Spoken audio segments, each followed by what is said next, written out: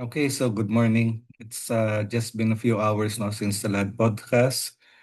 The last podcast was on the Divine Feminine. It's entitled Mother.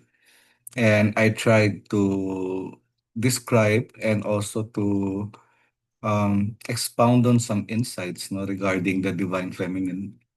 But I'm not really happy with that because there's so many things that has to be said and I tried to compress it. That would do for the first of a series of videos on the mother. By the way, I'm George Aguilar. I'm a retired professor of philosophy. I've been teaching at the higher education level of education in the Philippines for almost 40 years. Okay? I began teaching way back 1986. Okay. And I also practice the Dharma. I've been practicing the Dharma since 1982. Anyway, I've been teaching in a school for around 35 years already. I retired in 2018, but I'm still teaching part-time philosophy, also anthropology, and future studies, peace studies. These are some of my specialties now. And I also teach philosophy in a seminary. So anyway, the podcast is entitled Crystal Clear Philosophy, as it says in the background. And the kind of things that I discuss now is best shared with people who have experience with the Dharma because people who are just starting out will actually not be familiar with certain terms or even reflections on experiences that they may not have had. Okay. But if you are new, you're still welcome to this channel. Please do leave your comments or questions because I would love to discuss Dharma with you guys. Okay. So there's a lot of bad things that are happening in the world, as you know, no? When we watch the news, there's always something terrible happening, like a new war between Cambodia and Thailand. You have the tension in the South China Sea, no, the West Philippine Sea. And in another country, you have federal agents now terrorizing communities. And basically, what they want to do is they want to jail anybody who is not white. They want to uh, purify their nation by getting rid of all of the immigrants. So that's the basic idea there. And this has been going on for some time. The resurgence of dogmatism, fundamentalism, white Christian nationalism. So what this is all about? They want to have a kind of society that is ruled and led by a specific race, okay, and to have just one set of values na, and that would be a strange mix of Christianity and nationalism based on the Bible. So, of course, now we all know that this is some kind of a fundamentalism. So, they're against actually diversity, cultural diversity. They're waging culture war, against the people of this country. They don't want diversity. What they want is just the way their country was run during the 1950s. The set of values that are very conservative, actually. In a word, no, I have to use the word misogynist. Okay, so they're misogynist. They're anti-women, really. And it strikes me that a lot of the vocal personalities supporting this movement of fundamentalism in America are women. Okay, so they are actually in the forefront of putting down their own fellow females. So why do I say that they're misogynist? Well, just listen to some of the well-known podcasters, should we call it that? People who are vocal in the internet now talking about their views. For one thing, they believe that women should lose the vote, no, in their country. That women are best kept only in the kitchen and in the bedroom, and they should not be working. They should not have a say in politics. That their only role is to be submissive to their husband. This is really quite weird if you ask me. Okay, I mean, the modern woman has gone a long way.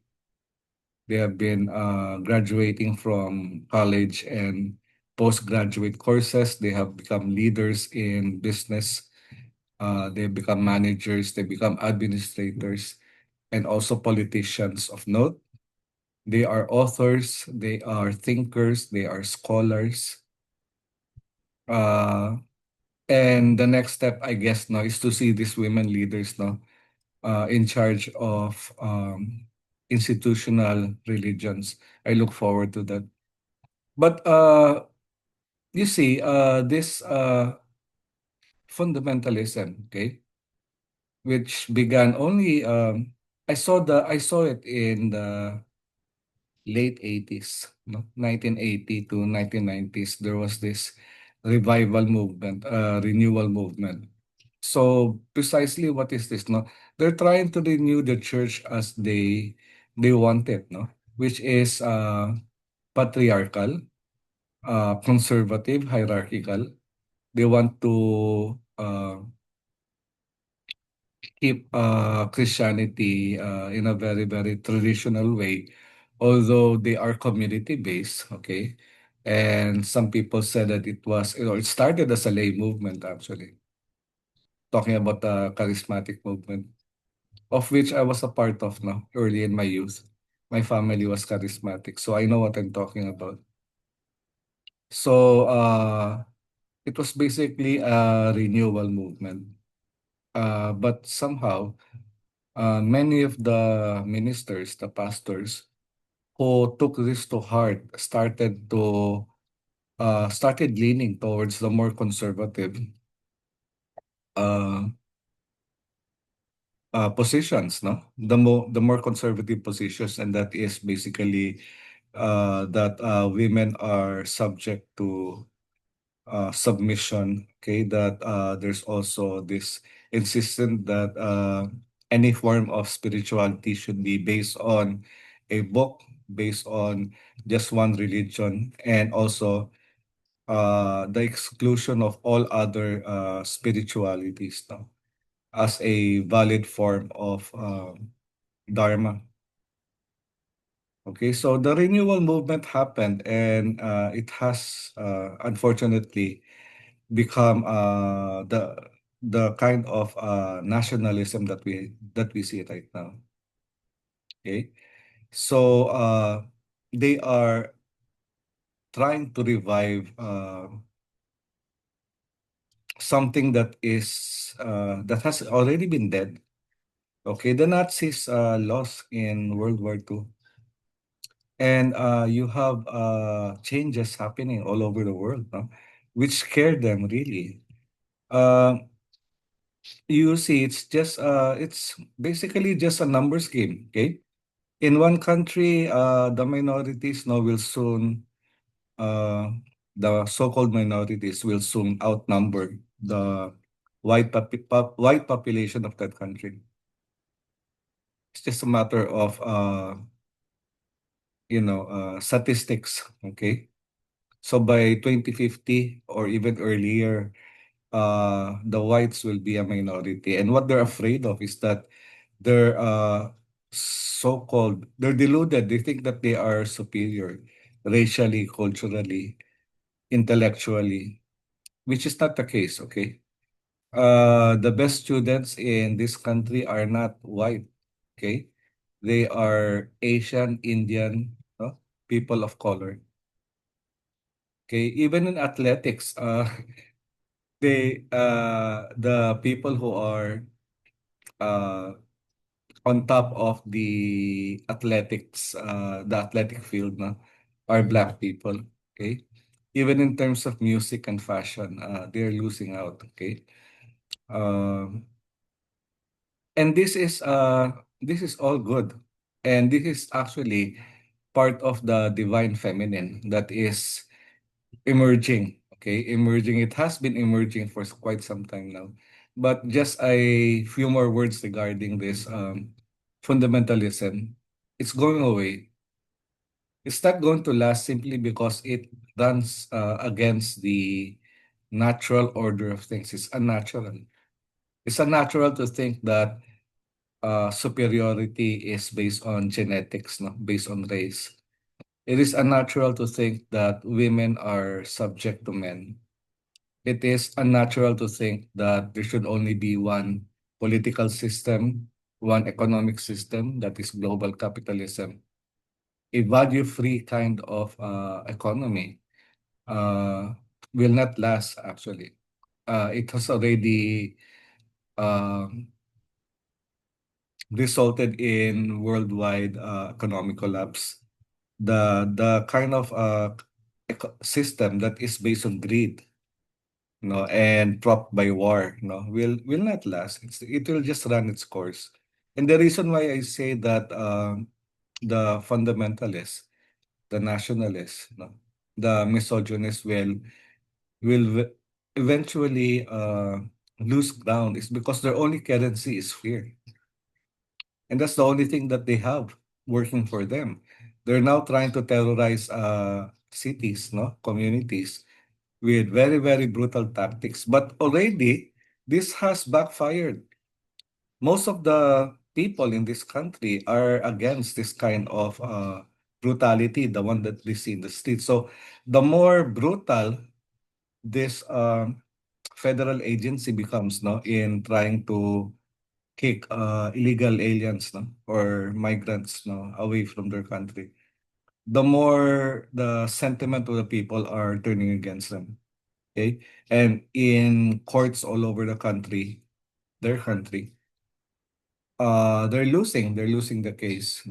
Just recently, the Supreme Court of this country has determined an initial result, has determined that the ICE raids in the city of Chicago is illegal. It goes against, it runs contrary to the constitution of that country.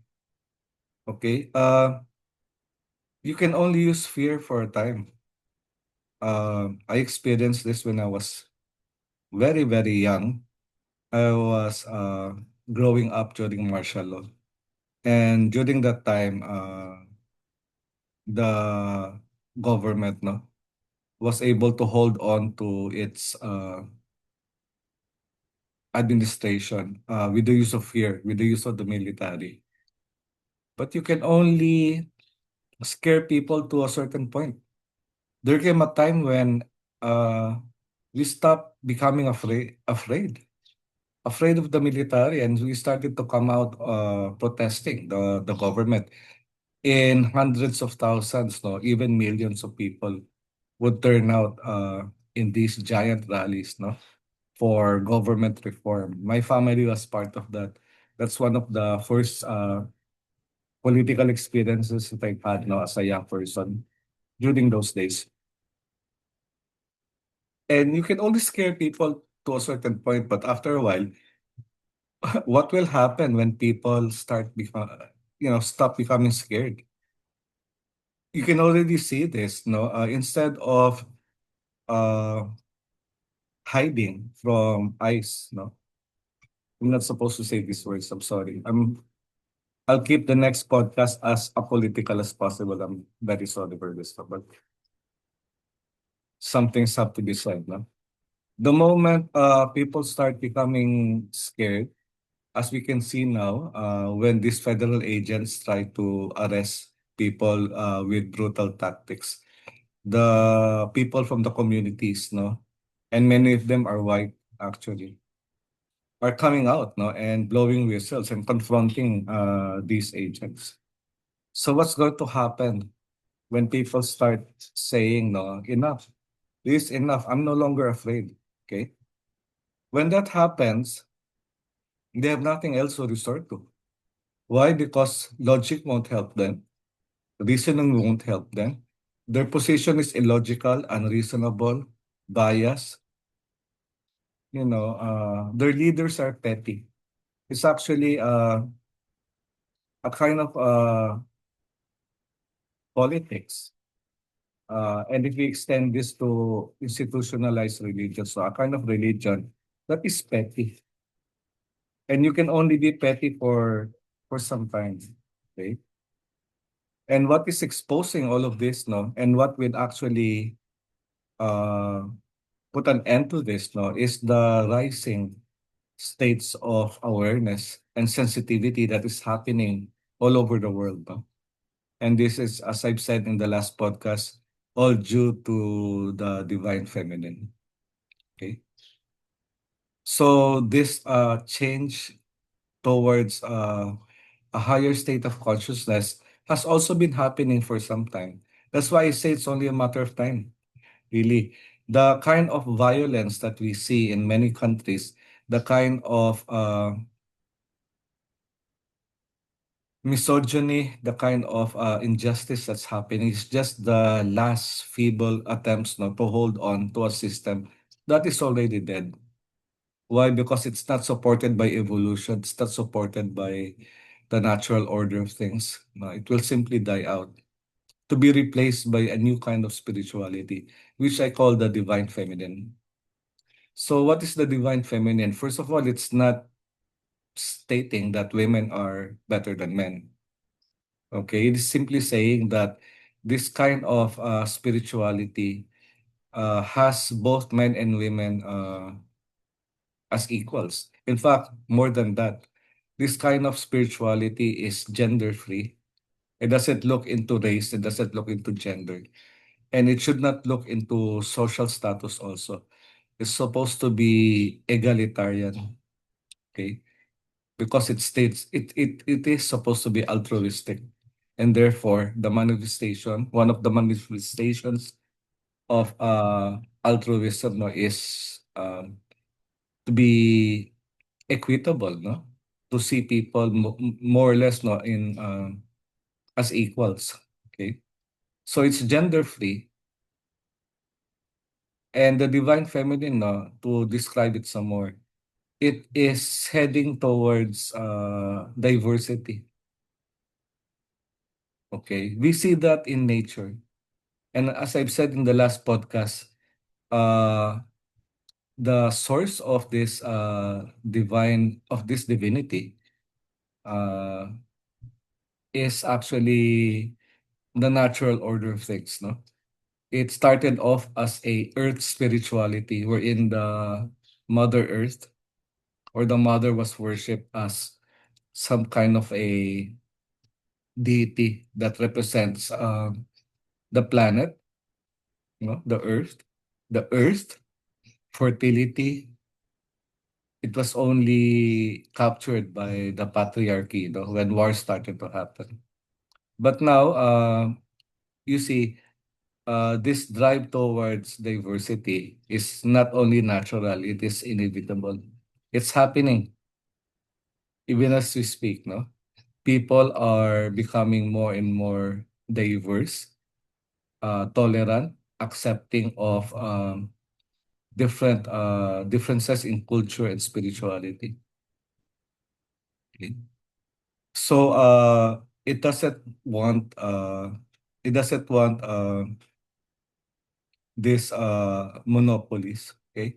They don't want a cultural monopoly, they don't want cultural spirituality, racial racial dominance, no? It doesn't want to see men subjugating women. It is happening. Um, as early as in the 1960s, for example, even in music, no?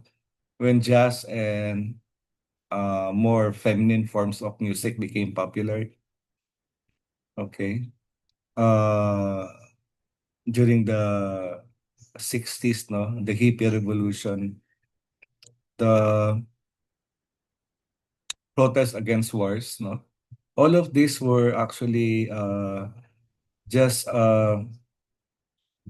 the result of people acquiring higher states of consciousness, a higher level of spirituality. So it's going to happen more and more.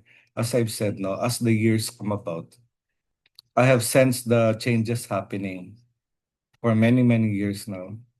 And I can see that this kind of spirituality will become more and more important, especially for the future of our planet and also for the mental health of the people. Things will happen on their own, but before it does, the bad things will try to resist. So there will be a last form of resistance. And unfortunately, I think it's going to be violent because the old system actually doesn't go out quietly. Well, sometimes it does, no? Can think of a few examples, but my sense is that it's not going to go quietly. It's going to resist. And there's going to be a lot of violence before people will be fed up. No?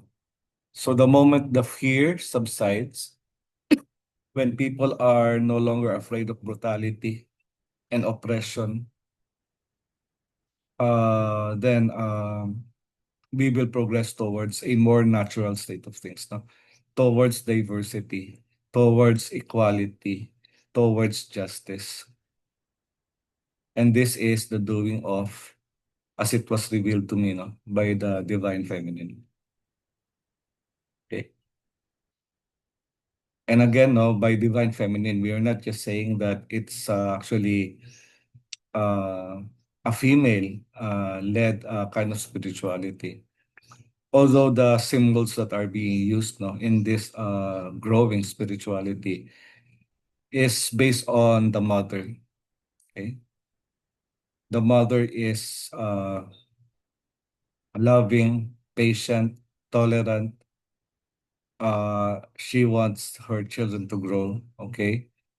And because love always beats fear and hatred anytime. Okay. The mother will prevail. Okay. And the old order will cease to exist. Hopefully within 1 or 2 generations. Because when changes happen, it doesn't happen overnight. No, it takes decades actually. And a change in consciousness, no, sometimes happens in the the coming of new generations. Okay. So it might not be in my time to see these things no happening fully, but it will come. Okay. And I just want to tell you about it so that you'll be prepared because many, many things will happen before this kind of spirituality becomes uh, the norm. Okay. So do ask your questions, leave some comments, and let's discuss some things. So again, this is George Aguilar, just sharing you some of my ideas, some of the inspirations that I got.